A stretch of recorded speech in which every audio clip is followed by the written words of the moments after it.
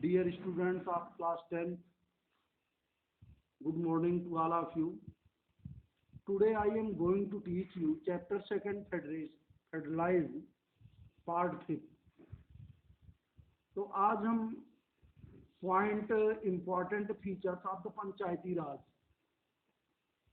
से स्टार्ट करते हैं कि important features of the Panchayati Raj माने पंचायती राज सिस्टम के महत्वपूर्ण लक्षण क्या हैं, महत्वपूर्ण विशेषताएं क्या हैं, आज इसके बारे में आप अध्ययन करेंगे।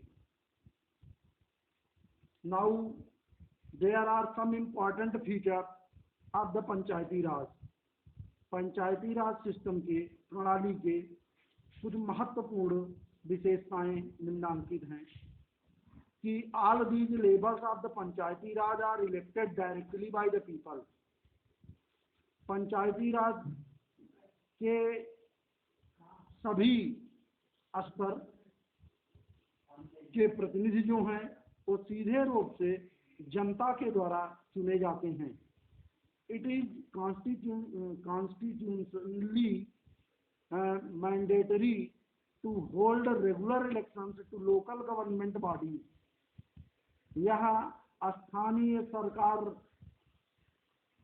के प्रशासकों द्वारा या तंत्रिकाओं द्वारा नियमित रूप से चुनाव धारण करना इसके लिए संवैधानिक रूप से अनिवार्य है। It is term of 5 years।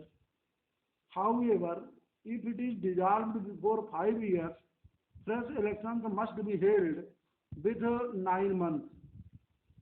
इसकी अवधि 5 वर्षों की होती है, जबकि यदि यह 5 वर्ष से पहले डिजॉल्व हो जाती है या किसी कारणवश इसे समाप्त कर दिया जाता है तो पुनः जो है 6 महीने के अंदर निष्पक्ष चुनाव इसके कराए जाने चाहिए। तो seats are reserved in all these elected bodies for the scheduled caste, scheduled tribes and other backward classes OBCs। Seats are reserved in all these elected bodies. इन सभी चुने गए अंगों के सीटें जो होती हैं, पद जो होते हैं वो आरक्षित होते हैं, जिनमें शेड्यूल्ड कास्ट, अनुसूचित जाति, अनुसूचित जनजाति या पिछड़े वर्गों के लिए सीटें आरक्षित होती हैं। फोर्थ पॉइंट, चौथी विशेषता ये है कि at least 1/3 of all positions are reserved for women. माने 1/3 सीट जो होती है वो महिलाओं के लिए कम से कम आरक्षित होती है। नेक्स्ट पॉइंट में नेक्स्ट विशेषता ये है कि 29 subjects which were earlier in the state list of subjects have been transferred to the Panchayati Raj institution by 11th schedule of the constitution। माने 29 कार्यसूची जो प्रदेश सरकार के सूची में सम्मिलित थे उन्हें 11th शेड्यूल्ड ऑफ कॉन्स्टिट्यूशन माने संविधान की 11वीं नियमावली के द्वारा पंचायती राज संस्थान में परिवर्तित कर दिया गया है। नेक्स्ट पॉइंट में the state government are required to share some power and revenue with local government body. हमारी प्रदेश सरकार जो है वो बहुत से अधिकार और राजस्व के कार्यों को लोकल गवर्नमेंट बॉडी में बांटने की जरूरत महसूस करती है। Next, the state finance commission examines every 5 years the financial position of the local governments in the state. माने राजस्व वित्त आयोग जो होता है वह लोकल गवर्नमेंट के वित्तीय स्थिति को प्रत्येक 5 वर्षों में एग्जामिन करता है, जांच करता है, उसका निरीक्षण करता है। इस प्रकार से ये सारी विशेषताएं हमारे पंचायती राज सिस्टम की हैं। तो अब हम बात करते हैं rural local bodies. Rural means आप जानते ही होंगे, ग्रामीण जो प्रशासनिक तंत्र हैं उनके बारे में। Panchayati Raj is a system of local self government. It is administered by the Panchayati Raj institution or PRIs. पंचायती राज स्थानीय सरकार की एक प्रणाली है। यह पंचायती राज इंस्टीट्यूशन के द्वारा शासित होती है या उनके द्वारा चलाई जाती है। Panchayati Raj is a 3 tier system. Panchayati Raj 3 tier system है। एट द विलेज लेवल, ग्रामीण स्तर पर 2 बॉडीज हैव बीन सेटअप। 2 उसके अंग स्थापित किए गए हैं, बनाए गए हैं, ग्राम सभा एंड ग्राम पंचायत। तो and at the block level there exist the panchayat samiti. At district level we have zila parishad. माने ब्लॉक स्तर पर पंचायत समिति का गठन किया गया है या बनाया गया है, और जिला स्तर पर जिला परिषद बनाया गया है। तो अब हम बात करते हैं विलेज पंचायत पॉइंट पे। तो village panchayat 2 bodies have been set up at the village level. ग्रामीण स्तर पर 2 अंग स्थापित किए गए हैं, माने 2 इसके अंग बनाए गए हैं। पहला तो है ग्राम सभा। ग्राम सभा is the general assembly of the village. It is made up of all the adult villages, male and female both, who are least 10 years of age. The Gram Sabha elects the Gram Pradhan, the president. ग्राम सभा जो है वो गांव की एक सामान्य सभा होती है, असेंबली होती है। यह सभी वयस्क पुरुष तथा महिलाएं, जिनमें दोनों सम्मिलित होती हैं, जो कम से कम 18 वर्ष की उम्र रखते हैं, उनके द्वारा बनाई जाती है। ग्राम सभा ग्राम प्रधान का चुनाव करती है, जिसे हम प्रेसिडेंट भी कहते हैं। ग्राम सभा के बाद दूसरा पॉइंट है ग्राम पंचायत। ग्राम पंचायत में क्यों बनाया गया? For the purpose of election, the village is divided into many wards. The members are elected by Gram Sabha. Gram Panchayat is a small committee of 7 to 30 members. चुनाव के उद्देश्य के लिए गांवों को कई वार्ड्स में विभाजित किया गया है। The members are elected by the Gram Sabha. इसके सदस्य जो होते हैं वे ग्राम सभा द्वारा चुने जाते हैं। ग्राम पंचायत एक छोटी कमेटी है जिसमें 7 से 30 सदस्य सम्मिलित होते हैं।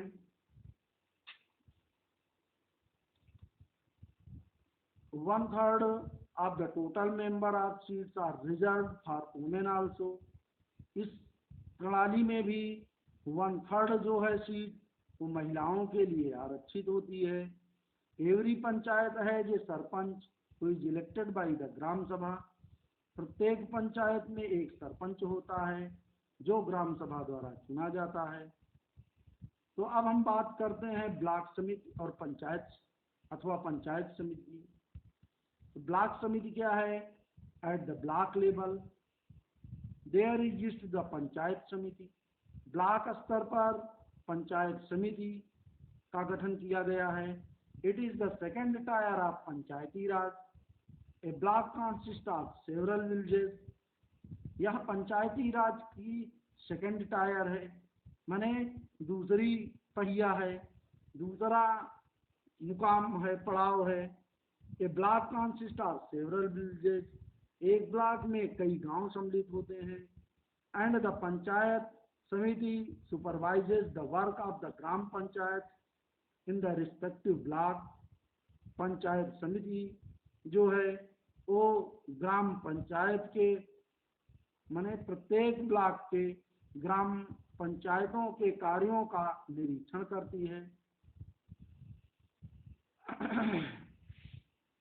जिला परिषद, जिला परिषद is the highest 12 body of Panchayati Raj system. जिला परिषद जो होता है वो पंचायती राज सिस्टम का सबसे बड़ा 12 इसके भाग होते हैं। ऑल द पंचायत समिति ब्लॉक्स और मंडलाज इन डिस्ट्रिक्ट टुगेदर कॉन्स्टिट्यूट द जिला परिषद। सभी पंचायत समितियां, ब्लॉक और मंडल जितने भी जिले के हैं वे एक साथ मिलकर जिला परिषद का गठन करते हैं या जिला परिषद के अंतर्गत ये सभी आते हैं। जिला परिषद coordinate the activities of various panchayat और ब्लॉक समिति। जिला परिषद जो होता है वो अनेक पंचायत या ब्लॉक समिति के क्रियाकलापों को संचालित करता है। Most of the members of जिला परिषद आर इलेक्टेड। अधिकांश जिला परिषद के सदस्य जो होते हैं उनका चुनाव किया जाता है। प्रधान of the panchayat samiti of the district, the MPs and MLA elected from the district are also its members. जिले के पंचायत समिति के प्रधान, एमपीज और एमएलए जो जिले भर के होते हैं वे इसके सदस्य होते हैं।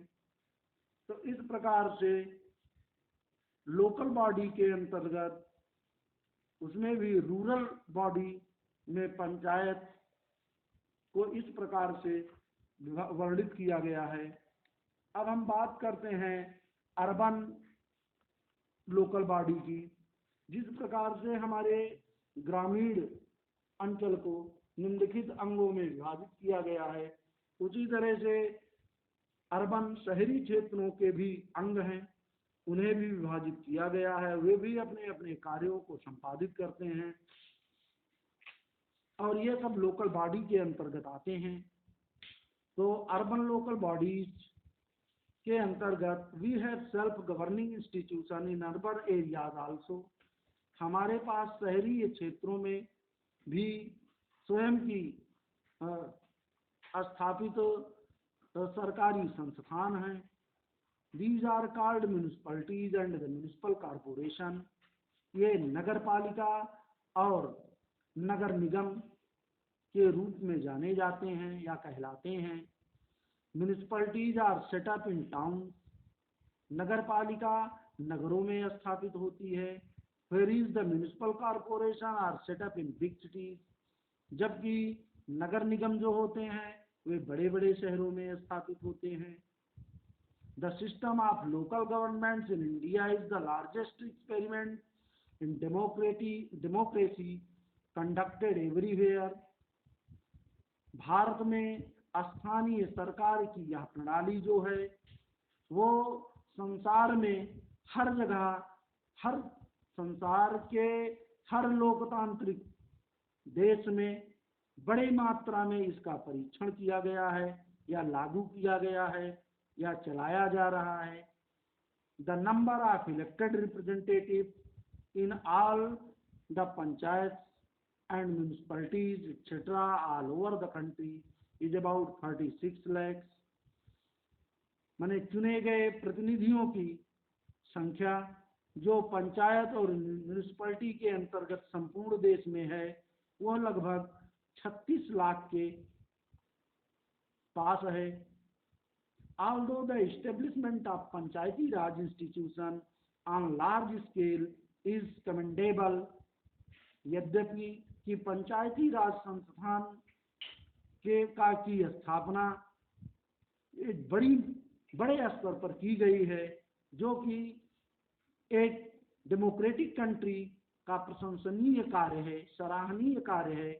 And they have to go a long way in order to realise the idea of self government, जो सेल्फ गवर्नमेंट के विचारों की अनुभूति करने के क्रम में एक लंबी प्रक्रिया है।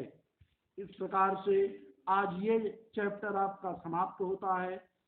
अब आप लोग इसका रिवीजन कीजिए, और रिवीजन करने के बाद आप उसमें के मेन पॉइंट्स को अंडरलाइन कीजिए, और साथ में उसके छोटे छोटे कुछ क्वेश्चंस अंडरलाइन करके बनाइए, और मेरी तरफ से भी कुछ क्वेश्चन आप नोट कर लीजिए, तो उसको भी फाइंड करके अपनी नोटबुक में अंकित कीजिए। Open your notebook copy and your pen and ready. Are you ready? First question note कीजिए। Explain the important features of Panchayati Raj. Explain the important features of Panchayati Raj. Second question note कीजिए। Discuss the basic characteristic of Indian federation. Discuss the basic characteristics of Indian Federation. Third question note कीजिए।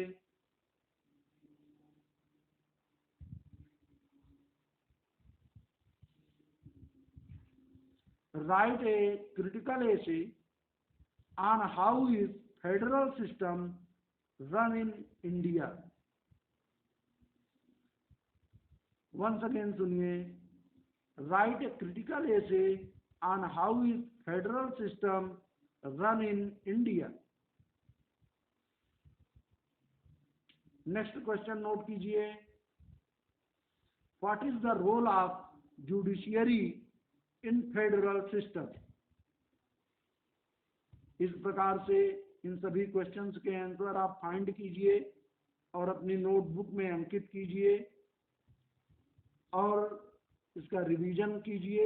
जहां भी आपको problem create हो वहां पर आप उसे अंडरलाइन कीजिए and put up question. Okay, well done.